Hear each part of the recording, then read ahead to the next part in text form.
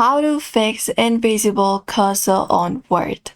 Hey everybody, if you are having that issue where you're getting an invisible cursor on your desktop screen while using Word, you may follow up this method.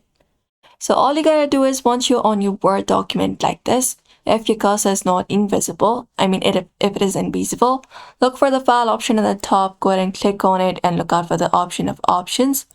Click on it and this opens up. Now you just need to head over from this Windows, head over to Advanced tab, click on it, scroll down from this given option and look for Display section, where you should be finding this option of for your mouse.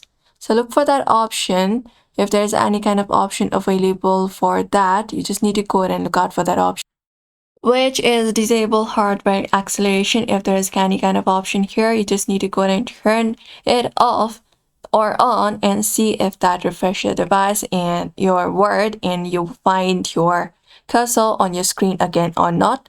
Otherwise, a simple restart of your device should also help you fix that issue. So that's it for now. You may follow up this method. So therefore, I hope this video was helpful. Give it a thumbs up and subscribe for more tips and tutorials.